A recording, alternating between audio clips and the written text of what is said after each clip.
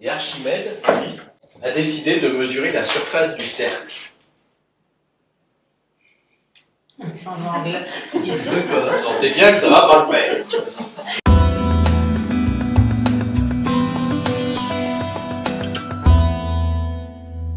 On va passer un petit moment sur les mesures antiques.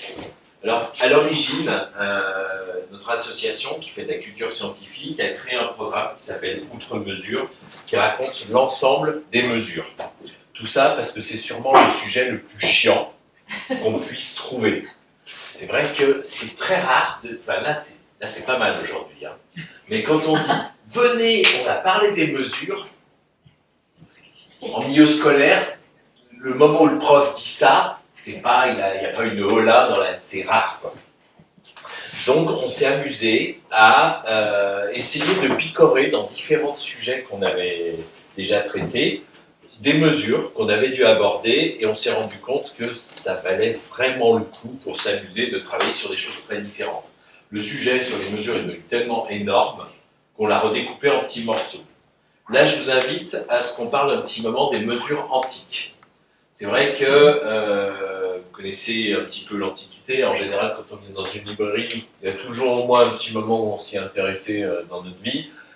On sait qu'il y a plusieurs grandes civilisations qui ont fait naître l'écriture, qui ont fait naître des recherches sur des savoirs, que ça a commencé au néolithique, hein, que ça a commencé même au paléolithique. On avait chez les hommes préhistoriques la possibilité de se transmettre des savoirs. On était obligé de faire des mesures.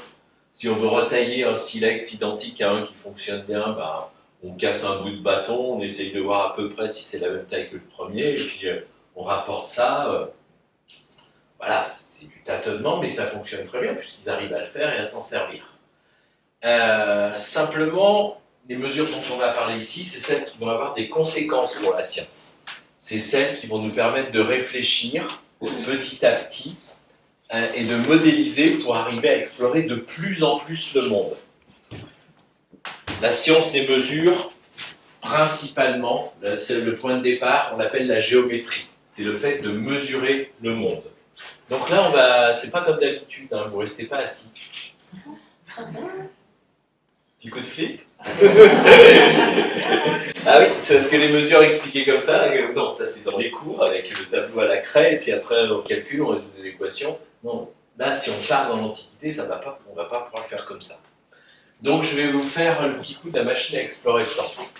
Dans le temps qui est imparti, on va essayer de se propulser dans différentes époques, et on va, pour commencer, aller, on va dire, il y a 4000 ans. Il y a 4000 ans, vous avez une civilisation très savante qui va nettement mieux organiser ses mesures que les autres. Qui ça peut être, il y a 4000 ans? L'Égypte. On a effectivement Sumer, on a les Assyro-Babyloniens, qui sont légèrement antérieurs à la science que l'on connaît chez les Égyptiens. Par contre, c'est vrai que leur manière de faire des mesures est à la fois précise et pas très modélisable. Ce que vous avez dans les calculs des Sumères, dans les mesures de terrain, c'est un truc où ils réinventent visiblement plusieurs fois des systèmes différents. Ce n'est pas des techniques qui sont faciles à transmettre et à répercuter. Chez les Égyptiens, on a, il y a 4000 ans, quelque chose qui se passe qu'il va falloir organiser énormément. Parce que Pharaon est vraiment très très pas content. Vous le voyez? Pharaon est super énervé. Pharaon s'énerve parce que on ne peut pas lui payer d'impôts. Je vous rappelle que le pouvoir des seigneurs, des tyrans, des rois à travers le monde, c'est le fait qu'ils ont fait des conquêtes, qu'ils ont gagné des territoires et que les gens après leur payent un tribut. En Égypte, le principal revenu, c'est pas les conquêtes guerrières, c'est essentiellement ce que payent les agriculteurs, les éleveurs qui sont sur les terrains autour du Nil. Sauf que le Nil, ce très grand fleuve, a un avantage et un inconvénient. Tous les ans, il déborde. Ça, c'est un avantage. Ça irrigue les terres au bord du fleuve et ça permet de faire des cultures. Puis de temps en temps, il a plu nettement plus dans le sud de l'Égypte. Et à ce moment-là, ben, les crues sont plus du tout de même ordre, ça dévaste absolument tout. Mais vraiment tout. C'est-à-dire que non seulement quand la flotte arrive, elle arrache les exploitations, elle embarque les animaux, elle embarque les plantes, elle embarque les cabanes des agriculteurs, elle embarque toutes les délimitations, elle arrache les arbres, elle déplace même les collines. Donc, les gens qui vous payent des impôts, quand même, bah, ça leur pose un gros problème, parce qu'ils ne savent même plus où est leur champ. Hein, vous imaginez, si vous n'avez absolument aucun repère, même chez vous, à l'ODEV, imaginez, vous arasez tout, la totale, je ne pense pas que vous arriviez à vous repérer aux étoiles avec la précision d'un GPS, donc vous ne savez plus où est votre terrain. Donc, vous ne ferez pas, et vous ne lui paierez rien. Donc lui va vite recruter plusieurs personnes. Allez, et d'une... Oh non, il en faut plusieurs. 2, 3, 1, 2, 3, 4, 5. Vous êtes la militaire. On va travailler, je crois. Chef, attention, les militaires, vous semblez méfier. Surtout à l'époque de l'Égypte. Ceux-là, ils vont...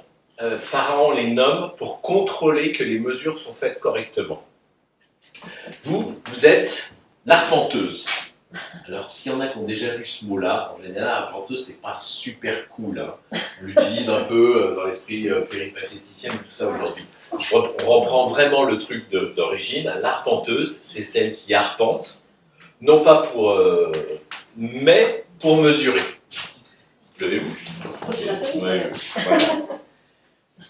Donc, Pharaon a nommé une arpenteuse assistée de responsables de cordes. Levez-vous. Tous les deux. Pour l'instant, tous les deux. Madame, on va attendre. Donc, vous choisissez un endroit sur le terrain. Vu que le terrain n'est pas reconnaissable, vous choisissez un endroit. Vous allez dire qu'on va commencer la délimitation d'un nouveau terrain permettant l'agriculture et permettant les impôts pour que vous puissiez bosser et payer et vous nourrir. Donc vous choisissez le meilleur coin possible. Vu la taille, honnêtement, on va la refaire avec les gamins avec du gros matériel cet été dans le jardin. Ici, on n'a pas la méga zone, hein, donc voilà. C'est bien de choisir là, ça m'arrange. D'accord ? Et vous avez un premier responsable de corde. Les Égyptiens vont donc utiliser la corde magique. C'est une corde à 13 nœuds. En fait, quand ils font leur corde, la corde d'arpentage, ils choisissent 13 à l'origine parce que c'est un chiffre qu'on retrouve dans des études de constellation qui les intéressent. Mais on n'a pas trouvé un sens scientifique, au sens où on entend le mot science aujourd'hui, précis sur cette origine des 13 nœuds. On voit on sait pourquoi ils ont repéré ce 13 dans l'espace, mais pourquoi ils vont l'appliquer à en créer une unité de mesure, on ne sait pas bien. Par contre, avec cette corde à 13 nœuds, ils vont pouvoir faire des choses exceptionnelles. Là, vous voyez, cette mesure, on l'appelle comment? Unité. Une unité, mais chez les Égyptiens, l'unité s'appelle comment? Celle-là. Pardon? La coudée. Raté. Raté, il y a la coudée, il y a le pouce. En très grand, c'est beaucoup plus grand, c'est le stade. Et là, vous avez le pied. Vous avez repéré un truc. Hein? Évidemment, les Égyptiens n'avaient pas des pieds de cette taille-là. Par contre, ce qu'ils avaient repéré, c'est qu'il fallait absolument, quand on allait faire des délimitations, que l'arpenteur, choisisse une mesure qui ne serait pas contestable. Donc vous choisissez dans un des temples une statue d'un dieu, le dieu c'est représenté très grand, et vous prenez votre pied sur la statue. Et après, si vous avez perdu votre corde, si vous l'avez oublié, si vous devez en refaire une vingtaine parce qu'il y a plein d'équipes qui vont travailler, vous revenez toujours sur la même statue. Donc l'unité est fiable. Ça correspond aussi à peu près à un pas. On marche normalement, qu'on passe d'une dalle à l'autre. C'est à peu près... Là, c'est plus compliqué. Ce dont vous parlez est plus adapté à ce que vont faire les Romains. Parce que les mesures des Égyptiens vont être reprises par les Grecs, vont être reprises par les Romains. Chez les Égyptiens, la mesure est comme ça. Chez les Romains, elle est légèrement plus courte et on arrive à peu près à un système de dalles. Mais là, c'est pas ce système-là encore. Si les statues ne sont pas toutes identiques, il faut se référer au pied de tel endroit ou au pied de tel autre endroit. Tout à fait. C'est ce qu'on va appeler après un étalon. Mais le truc, c'est que au moment où on arpente le terrain, ce qu'on veut juste, c'est qu'il n'y ait pas d'inégalité entre tous ceux avec lesquels on va mesurer. Donc ce qu'il faut surtout, c'est que tout le monde soit d'accord sur l'endroit où est prise la mesure. Il y a quand même une possibilité d'arnaque. Parce que ceux qui sont nommés, c'est l'armée et parfois des prêtres qui sont dans les temples. Donc eux, ils vont mesurer un endroit où on ne peut pas voir. Là, on n'est pas encore dans la citoyenneté grecque, là. Vous êtes donc responsable du premier nœud. Voilà. Puis, on va calculer un immense terrain. On est bien d'accord que si on calculait, vous prenez ce nœud-là, on est bien d'accord que si on était en stade, le terrain, il permettrait de faire une bonne exploitation. Là, on en est quand même à 3 pieds. Donc avec 3 pieds, au bout d'un moment, le terrain, il faut... Qu'est-ce qu'on fait au bout d'un terrain? On met des bornes. On le borde, pour l'instant, vous tenez le nœud. Voilà, c'est là qu'on mettra peut-être une borne plus tard. Mais surtout, un terrain, c'est une surface, il a besoin d'avoir des côtés. Donc, vous pouvez choisir, on prend une autre personne. Voilà. Voilà, l'arpenteuse, elle surveille. Elle a juste perdu sa chaise dans l'histoire. Voilà, hop. Voilà. Par contre, la militaire, elle est bien là. Non, ici, c'est très bien. Parce que vous vérifiez la tension. Donc, pas comme ça, juste. Ah oui, non, mais attendez. Là, vous avez vu, vous êtes dans une pièce de quelques mètres carrés. Imaginez sur un grand terrain. Donc, vous surveillez la tension. Si la tension n'est pas bonne, c'est qu'il y en a un des deux qui a foiré. Et dans ce cas-là, on va commencer à parler... Crocodile. On va commencer à parler un peu chaud, là. Attention, non, là c'est super important. Ça va faire dépendre la totalité de ce que touche le pharaon. Donc, l'armée qui est là, qui surveille les calculs de tension,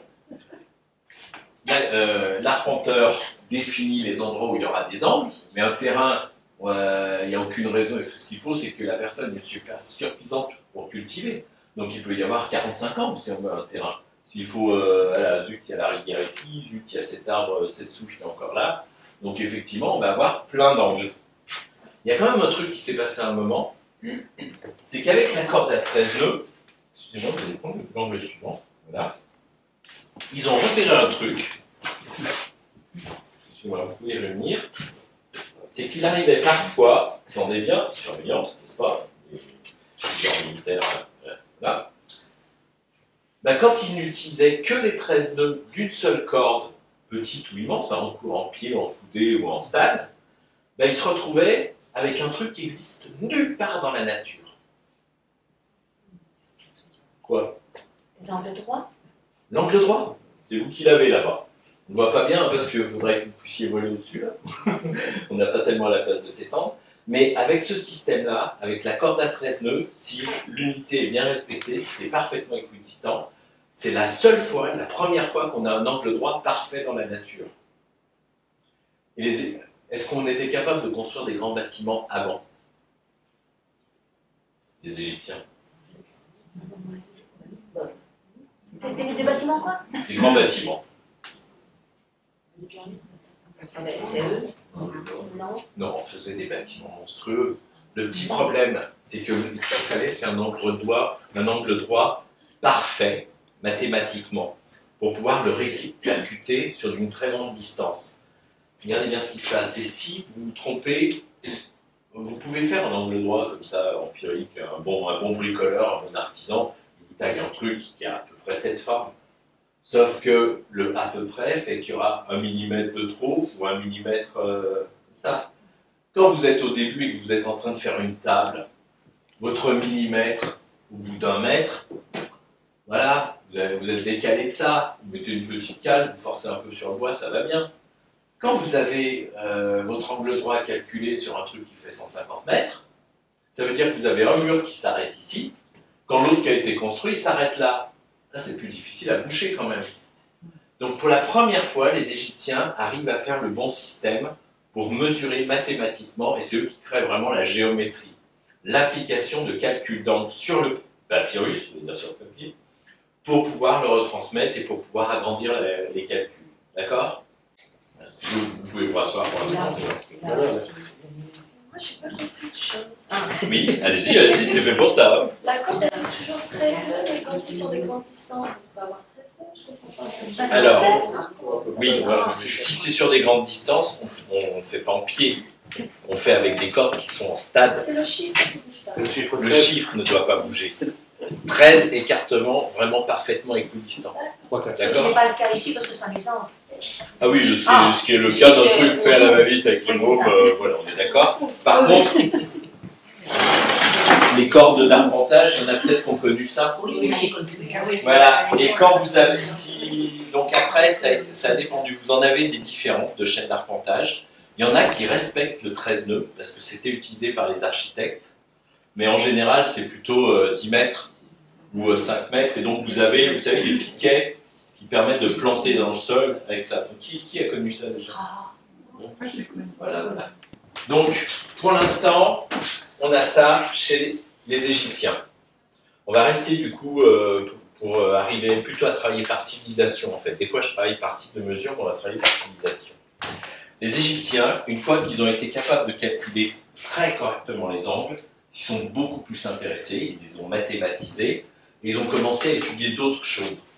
Et il y a un truc, vous vous souvenez, dans les trousses des gamins, il y a toujours cette règle dont on ne sait pas très bien se servir. Tu sais, le machin rond là.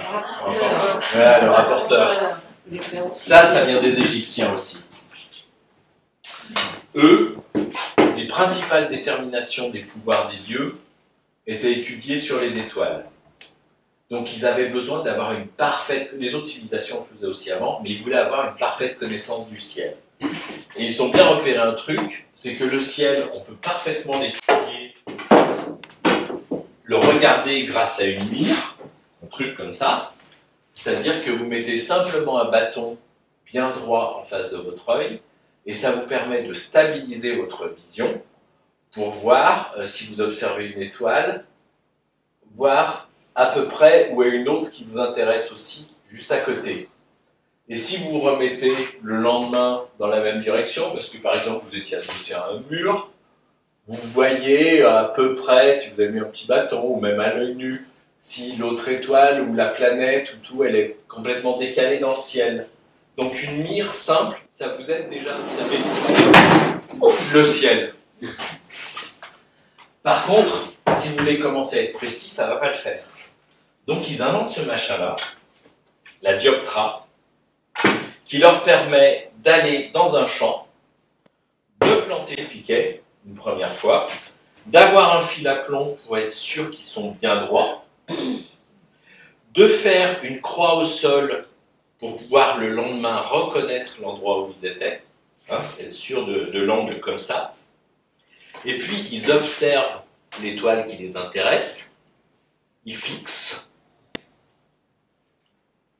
pile, ils font une encoche sur leur croix, ce qui leur fait exactement l'élévation de l'étoile par rapport à la rectitude vis-à-vis du sol, d'accord? Donc le lendemain, qu'est-ce qu'ils font? Enfin le soir, une fois qu'ils ont fini leurs observations, une fois qu'ils ont mesuré avec une petite toise, par exemple, que l'étoile qu'ils voulaient étudier, ils en avaient une ici, ils en ont une ici, ils embarquent leur machin, ils ont gardé l'angle, le lendemain, une autre nuit, ils reviennent, ils remettent pile au même endroit, ils vérifient la mesure au sol, ils se remettent pile dans la même position, et normalement, ils ne voient rien. Ils ne voient rien, parce que ce qui les intéresse, c'est qu'ils savent qu'ils sont exactement au même endroit, ils ont repéré que la constellation, maintenant, est là. Du coup, ils mesurent, et là, ils peuvent faire une immense carte du ciel, de milliers et de milliers d'étoiles, super précises. Le truc que les Égyptiens n'avaient pas repéré, c'est qu'ils faisaient leurs encoches sur ce triangle. Les Romains, eux, qui ont repris les méthodes des Égyptiens, ont largement amélioré le bastringue en mettant un cercle, un demi-cercle, entièrement défini avec toutes les petites gradations d'angle. Et du coup, ils inventent le rapporteur. Si on prend les Égyptiens aussi, je vous rappelle qu'ils avaient donc fait tous ces calculs, le pied, la coudée, le pouce, le stade, mais que leurs techniques ont été reprises par les Grecs. Déjà, c'est ambigu quand on dit Égyptien et on dit Grec. Il y a ceux qui habitaient l'Égypte, ce sont les Égyptiens. Quand on parle des Grecs scientifiques, c'est en fait tous ceux du pourtour de Méditerranée, y compris les Syriens, y compris les Portugais, y compris absolument tout le monde, qui parlaient grec et qui échangeaient des savoirs en grec. Donc chez les Grecs, quand ils vont reprendre les méthodes des Égyptiens, ils vont les appliquer à différentes choses. Par exemple, donc là on bascule, hein.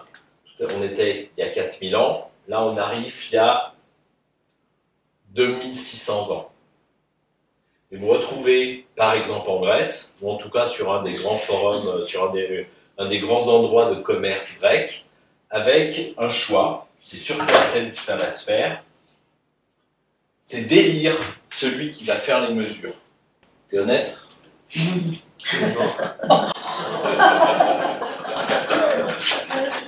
En fait, ton avis ne nous intéresse pas. Ce qu'on veut savoir, c'est si eux pensent que tu es honnête.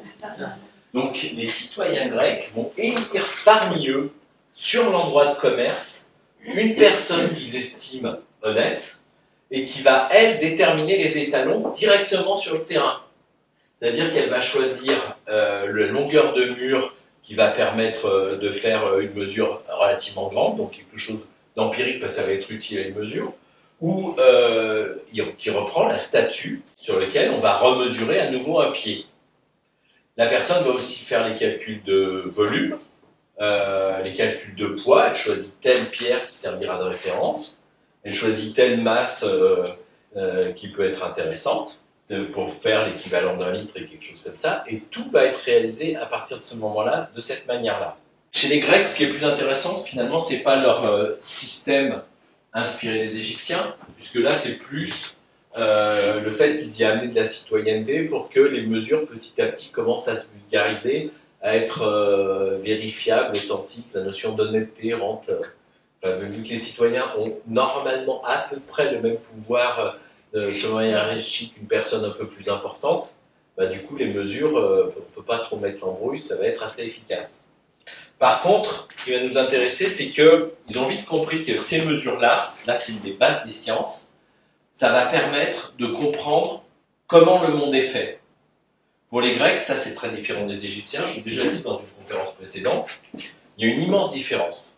Les Grecs, les dieux ont créé le monde, sauf que chez les Égyptiens, le monde est mystérieux et l'homme ne pourra pas trouver l'explication du monde sans passer par les dieux. Chez les Grecs, par contre, l'homme doit observer le monde et le monde a été créé mécaniquement de manière à ce que n'importe qui s'attache à l'étudier, à l'observer, à noter, à transmettre, peut permettre de compléter l'explication. Et donc, les dieux ne réinterviennent pas sur le monde dans lequel on est. Ils viennent embêter, vous piquer votre copine, tout ça, ça on est d'accord, ou vous faire gagner une guerre.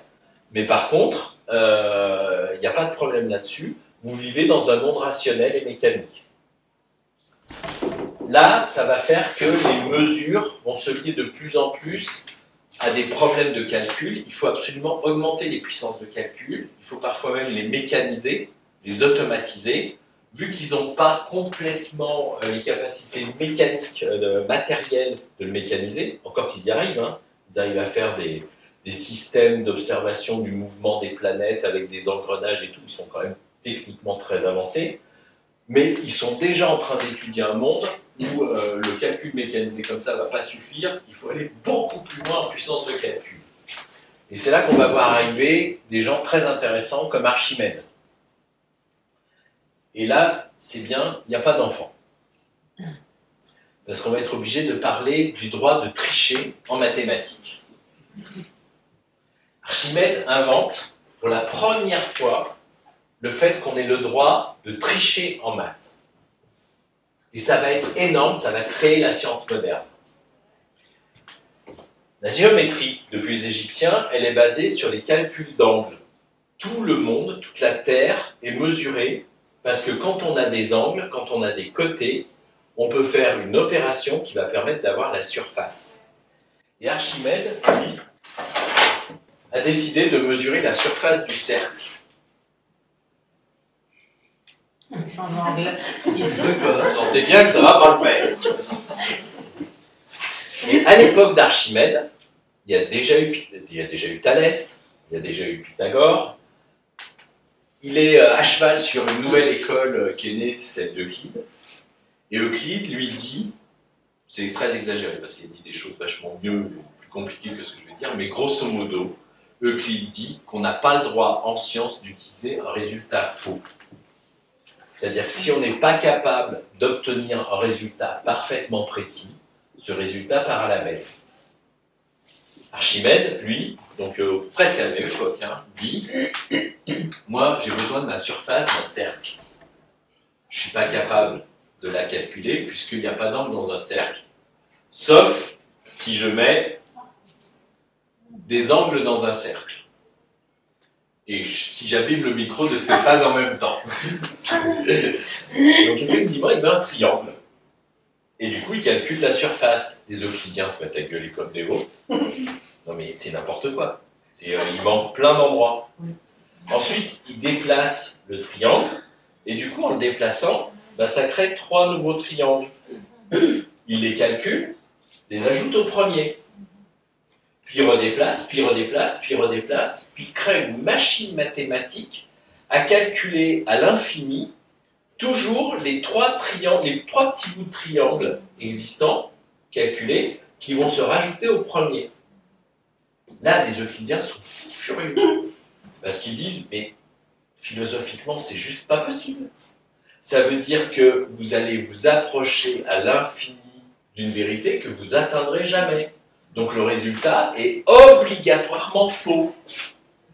Et Archimède leur dit, rien à battre. Moi, je voulais juste la surface pour faire une roue. Ma roue, là, vous pouvez me dire qu'il y a des microns à l'infini qui ne sont pas calculés, mais ma surface que j'ai, elle est largement suffisante pour l'action que j'ai. Je peux même la calculer pour un bâtiment rond qui ferait 200 mètres de haut. Ça me suffira largement. Donc là rentre vraiment en cause, pour la première fois, la guerre des mesures entre ceux qui veulent absolument la mesure ultra précise et ceux qui pensent, qui sont en train de démontrer philosophiquement qu'on peut travailler par approximation. Le truc qui va se représenter plus tard, beaucoup plus tard, dans un autre domaine. Aristote, ça va être le philosophe des sciences. Ce que je vous dis, c'est de la philo des sciences, Euclide, Thalès, Archimède. Mais c'est plus des phrases qu'on repère à l'intérieur qui vont avoir un impact sur la philo. Aristote, il fait de la philo des sciences, il fait de l'épistémologie, il réfléchit, et de la didactique, il réfléchit comment la transmettre, il réfléchit comment la science se construit et pour quelles raisons on construit la science de cette manière-là, et il pose des questions. Et il dit qu'il faut absolument avoir des bases fiables de mesure. Ça fait une petite... Et à un moment, il dit un truc que vous retrouverez sûrement dans différentes de mes animations, parce que c'est très très utile. Il dit qu'il faut étudier les vitesses, il faut étudier les masses, il faut étudier les distances, et à partir de ce moment-là, on peut comprendre le mouvement des graves, le mouvement des objets dans l'espace. Simplement, il fait que des expériences de pensée, parce que lui, ce qu'il veut, c'est corriger la philo, principalement. Et dans ces expériences de pensée, il va dire qu'il faut noter les choses logiques en premier. Par exemple, si vous lâchez un truc lourd et un truc plus léger, le truc le plus lourd tombe en premier. Ce que je fais souvent avec les élèves, c'est qu'on refait les expériences qui ont été faites longtemps plus tard, à la Renaissance, par Galilée. Parce que ce qu'avait dit Aristote à un moment donné, c'est une étude de certaines mesures, une réflexion sur certaines mesures, où il ne s'est pas rendu compte qu'il posait les bonnes questions, mais qu'il se bourrait sur toutes les réponses. Donc, comme on a aimé les Grecs dans les 3 grandes religions, on a été obligé d'apprendre ces bonnes questions et ces résultats faux pendant, grosso modo, 2000 ans, à peu près 500 ans avant Jésus-Christ. Puis les religions, plus tard, en se forgeant, ont continué à étudier les Grecs, et c'est allé jusqu'à la Renaissance. À la Renaissance, vous avez cette histoire des mesures qui sont refaites, parce que c'est très gênant. Les calculs étant faux, vous ne pouvez pas comprendre pourquoi une pierre tombe par terre, vous ne pouvez pas comprendre comment envoyer un boulet de canon. Et effectivement, le coup du boulet de canon, ça intéresse légèrement plus les seigneurs. Donc Galilée va, lui, s'inspirer d'Archimède, parce qu'il voit qu'il y a plusieurs problèmes. Il fait des expériences inspirées de ce qu'avait dit Aristote. Il prend un objet lourd, un objet plus léger, il se met en haut de la tour, je vous dis pas non, hein, c'est bon. Il lâche les deux, et là ce qui est très intéressant, c'est de voir la réponse des professeurs de physique au moment où je vais lâcher les deux. Parce qu'en classe, le prof de physique, avant même que j'ai commencé mon truc, n'a pas pu s'empêcher, puis il dit chaque fois en classe, ouais, les deux arrivent en même temps. Ce qui est faux. Le plus intéressant là aujourd'hui, entre nous, c'est pas ce qui est marqué dans le livre d'école, c'est ce qui s'est passé en vrai. Dans les livres d'école, on vous dit que les deux, la surprise de Galilée, ça a été de voir les deux arriver en même temps. Le plus lourd est arrivé en même temps que le plus léger. Ce qui est intéressant, c'est ce qui s'est passé en vrai quand il a fait l'expérience. Pas le résultat important compris en physique. En vrai, il s'est mis en haut, il avait mis un moine en bas, et ce moine passionné de science observait, hein, on est bien d'accord, c'est pas un dessin animé, il n'a pas couru dans les escaliers, et il a lâché les deux, et le plus lourd est arrivé légèrement en premier. Puis il a essayé quand il y avait moins de vent, et le plus lourd est arrivé en premier, encore moins. Un jour où il n'y a pas de vent du tout, il fait bien chaud, il a entendu deux bruits. Il n'a pas su vraiment lequel était arrivé en premier. Il y a eu deux bruits, mais vraiment extrêmement proches.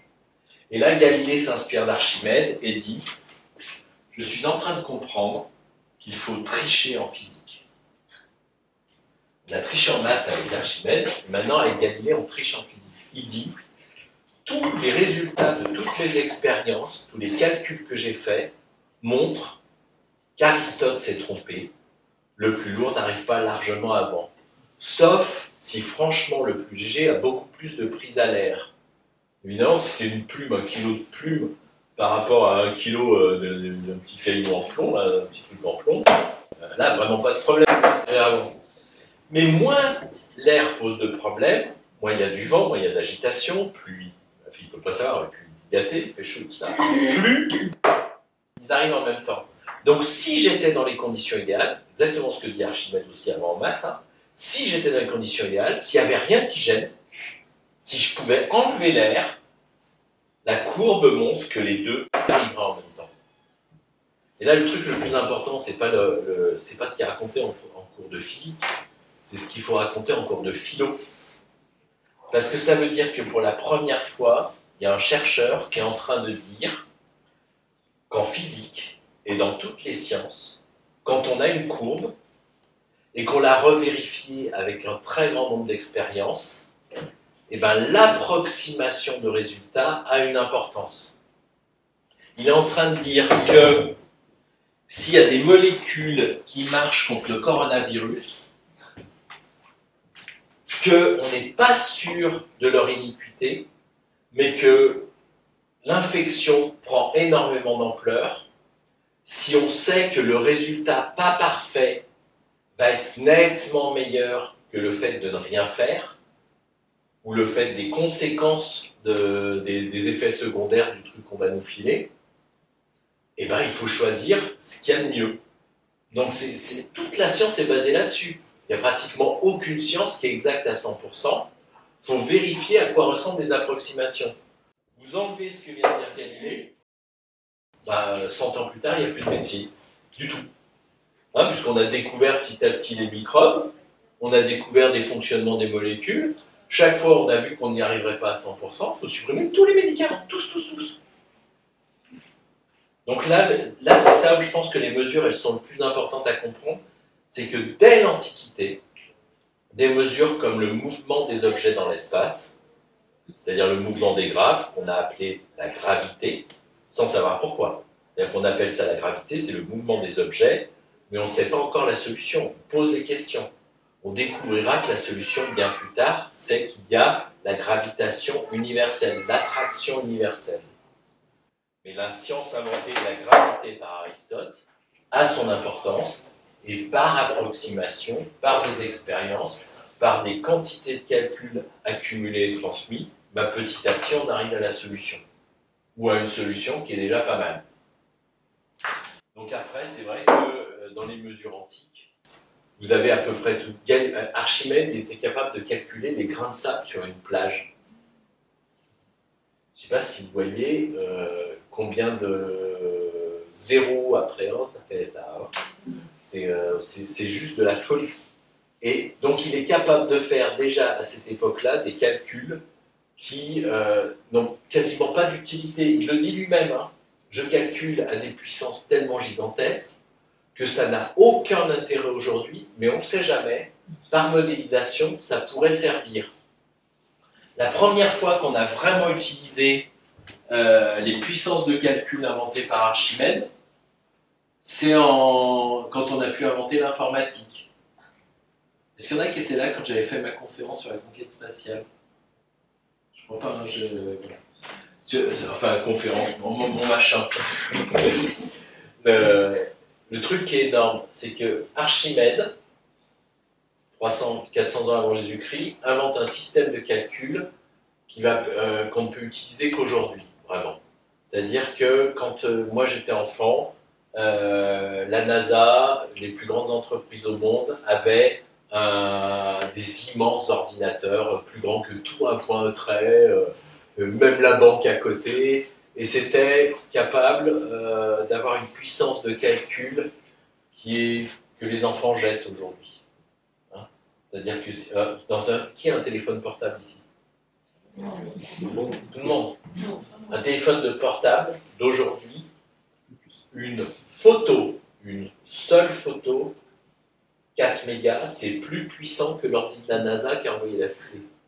Une seule photo. Votre ordi est plus puissant que la totalité des ordis qui ont existé depuis l'envoi de la fusée sur la Lune en 69, pendant 15 ans après, tous les ordis sur Terre, de tous les immenses ordis de toutes les entreprises, c'est beaucoup moins puissant qu'un seul de vos portables. Et la NASA a publié un truc assez intéressant. Quand vous faites une recherche sur Google, sans Archimède, c'est juste pas possible de faire le calcul.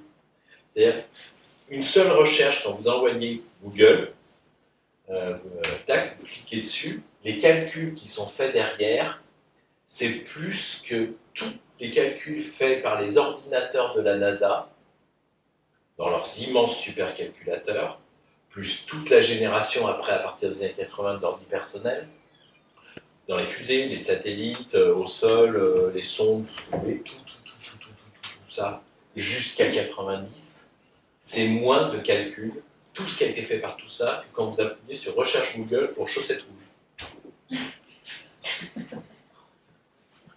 Donc il faut bien imaginer, et tous ces calculs, les méthodes de calcul, ce sont en fait des calculs relativement simples. Après, il faut des algorithmes de recherche. Donc les algorithmes, c'est d'un autre ordre, ils vont être créés plus tard. Mais les méthodes de calcul et les puissances de calcul, elles sont déjà inventées dans l'Antiquité. Donc après, c'est vrai que c'est pour ça que c'est important de faire comprendre comment ça s'est passé petit à petit, parce qu'on commence le monde du futur avec tout le monde qui a au moins, sans s'en rendre compte, 20 ordi à la maison. Non, parce qu'il n'y a pas des téléphones, des télés, la box numérique, les jeux vidéo des enfants, les tablettes, tout ça, c'est tous des ordi connectables les uns aux autres. Vous avez des milliards de fois la puissance qu'avait la NASA quand on a commencé le monde numérique. Et tout le monde commence avec ça. Hein, il y a eu 1 milliard de familles ultra connectées au monde, et on va continuer à créer le monde du futur avec ce genre d'unité de calcul et de mesure. Après, quand on est avec les gamins, c'est vrai qu'il y a plein d'autres trucs qui nous amusent bien. Tiens donc. Attends, tu t'y es jamais collé encore, tu viens souvent, ça devait te tomber dessus un jour. Hein. Ah, voilà un grand bâtissien. Vous l'avez reconnu. Alors attends, on va pas le faire tout de suite. Mon petit.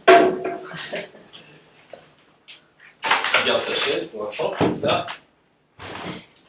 Tu fais partie de l'Empire romain. Donc là, on n'est plus il y a 4000 ans, on n'est plus il y a 2600 ans, là, on est il y a pile 2000 ans. Et l'Empire romain, sur la totalité du pourtour méditerranéen, je vous rappelle qu'il reprend le décalque des Grecs, hein, c'est-à-dire en Tunisie, au Portugal, dans le sud de l'Angleterre, partout, en Israël, en Syrie, partout, l'Empire romain fonctionne de la même manière. Il reprend les savoirs des Grecs, mais il les réorganise totalement pour être plus efficace administrativement. Et donc, il nomme des gens comme lui, de partout, tout autour de la Méditerranée, qui vont être chargés de redéfinir les villes romaines. Donc, on va dire qu'on va créer aujourd'hui, on va dire Alba, ça m'arrange parce que j'en arrive, Alba la romaine, donc pas très loin là-bas en Ardèche. C'est exactement partout pareil, tout autour de la Méditerranée. Et donc, toi, tu dois déterminer le terrain et comment va être construite la ville. Première chose, déjà, on te déteste. Ah oui, t'arrives, on vire tout le monde. Hein, il y a forcément, là-bas, je ne sais plus comment il s'appelle, voilà, j'ai plus le nom. Enfin, ici, ça serait les Volques. Hein, ici, on est chez les Volques Tectosage. Tu arrives, tu fais dégager tout le monde. Allez, on balance les exploitations, on rase les baraques, tout le monde se casse, et tu t'installes sur ta chaise. Vas-y. Dans la nuit, tout seul, détesté, et tu peux repérer quelque chose. Qu'est-ce qui va se passer à la fin de la nuit? Merci, c'est bien. Voilà, là donc on commence tranquille. Donc tu as repéré que le soleil, c'est Nathan. Voilà. Donc tu mets une croix au sol, et ensuite tu sors ta gros-main. Debout. Voilà. Et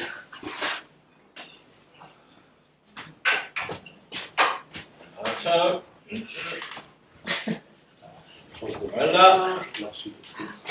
Voilà. Alors, truc important, je l'emmène dans les classes. Donc, comme ça, c'est un peu chiant à voir. Normalement, ça ne devrait pas bouger. Hein, parce que normalement, c'est des plombs. Mais c'est un peu dangereux avec les mômes. Là, au premier rang, un plomb dans la gueule. Donc, j'ai fait avec des petits bouts de bois. Vous imaginez, ça ne bouge plus, c'est super stable. On se plante à un endroit. Je vais le tenir moi d'ailleurs, pardon, tu vas un petit peu. Et donc, le grammaticien va se mettre pile dans l'axe du Nathan, du soleil. Voilà. Et va attendre que. Enfin là, il ne va pas attendre que les cordes se stabilisent, sinon on va foutre. Voilà. Mais tu as compris, tu as parfaitement la direction. D'accord? Une fois que c'est bien calculé, tu vas donc déterminer le decumanus et le cardo maximus. Ok? Puisque le soleil se lève, puisque Nathan se lève, donc là-bas, c'est quelle direction? Derrière toi, ouest. Donc là, on a le decumanus. Et voilà la première artère du croisement du centre-ville.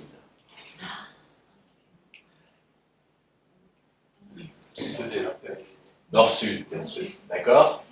Et là, on a le cardo maximus. Ça, c'est ce que cherchent tous les archéologues de partout, dans tout le pourtour méditerranéen, dans tous les endroits de l'Empire romain. Ils ont besoin de trouver ce croisement. Pourquoi? Parce que tu es non seulement un expert de mesure, mais tu connais bien le ciel et tu connais bien les usages sociaux. Les usages sociaux font que le truc le plus important de la journée, quand même, c'est le commerce. Donc le commerce, on va le mettre sur quelle artère? Est-ouest ou nord-sud?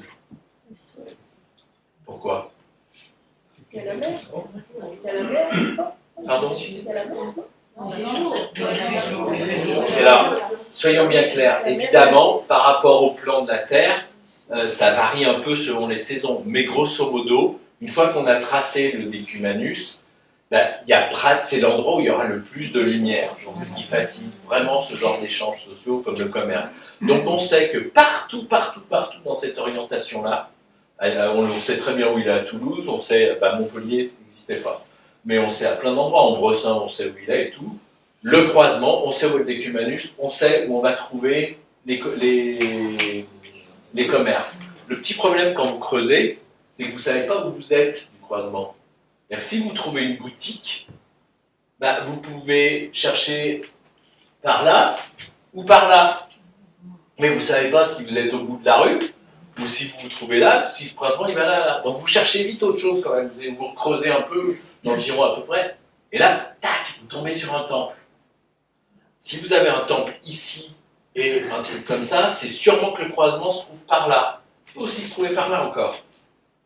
Mais du coup, petit à petit, en fonction de la quantité, de la densité des genres de bâtiments que vous allez trouver, vous savez que ici, voilà, c'est bon, se détermine petit à petit la rue du commerce.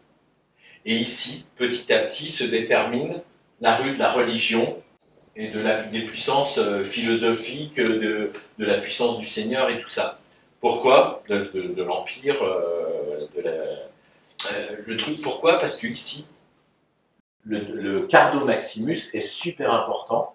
Il y a une impression bizarre la nuit, que toi tu repères donc en attendant ton truc.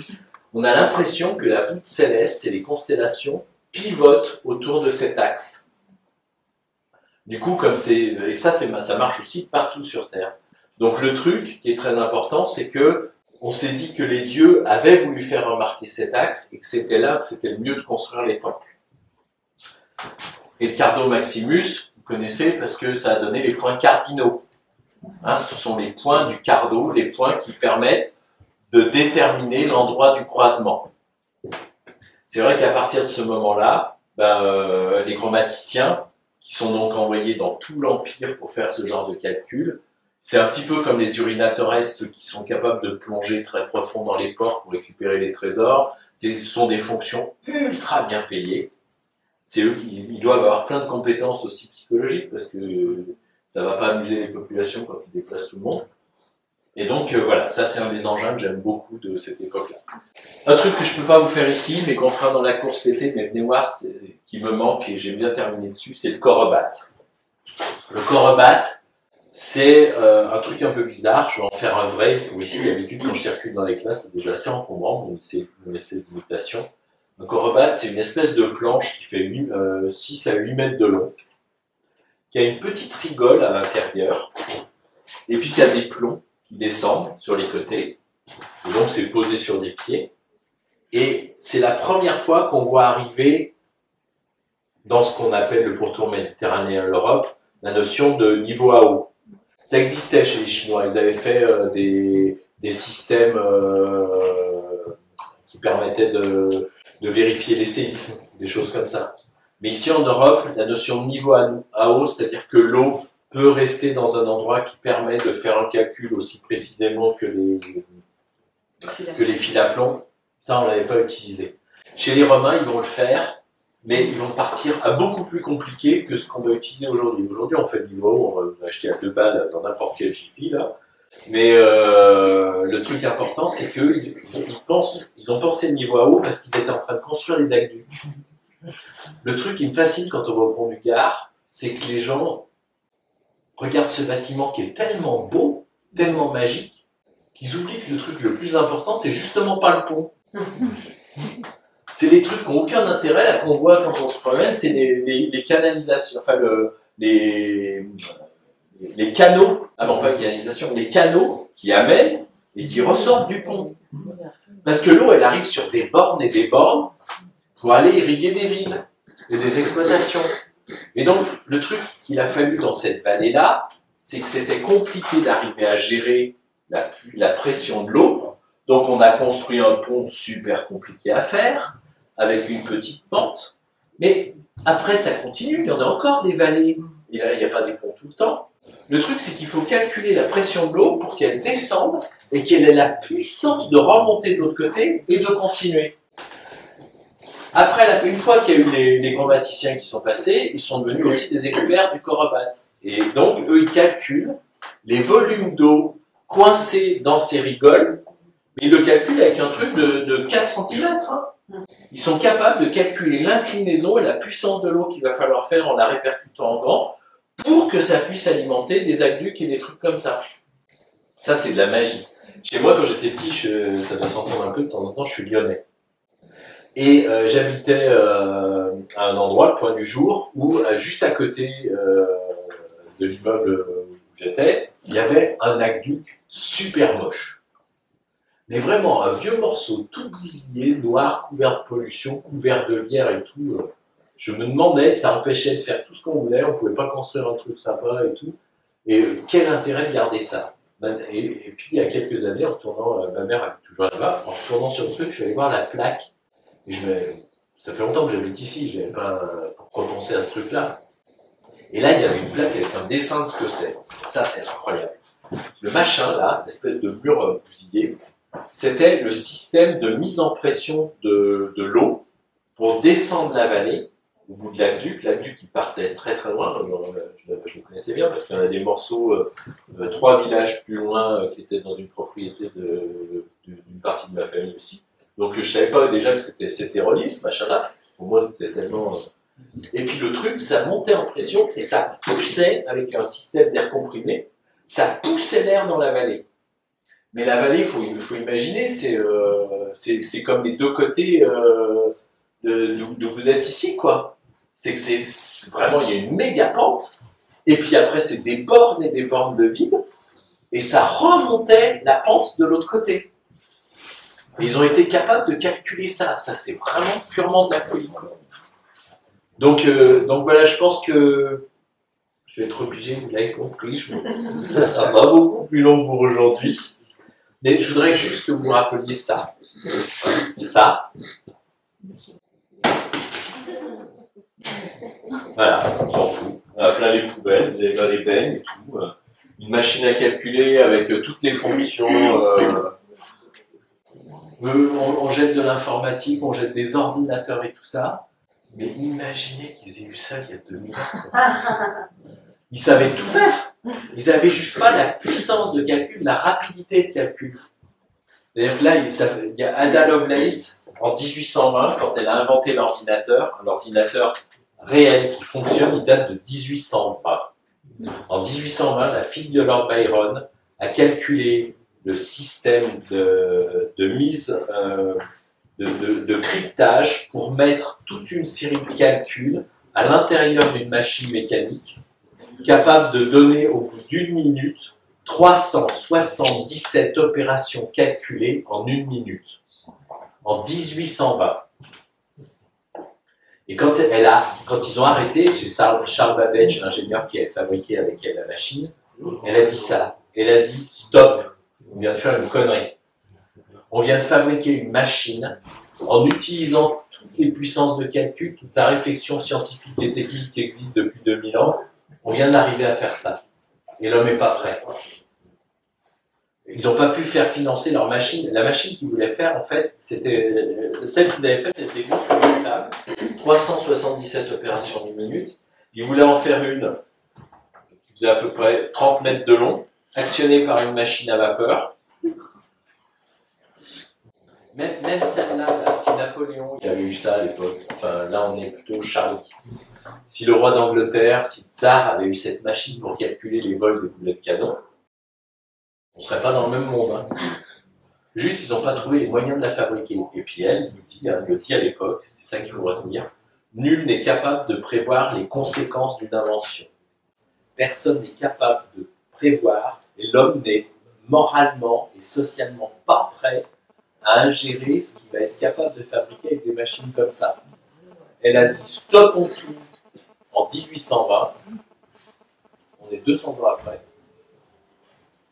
On n'a rien arrêté. On a repris et on a fait la com. Voilà. Merci.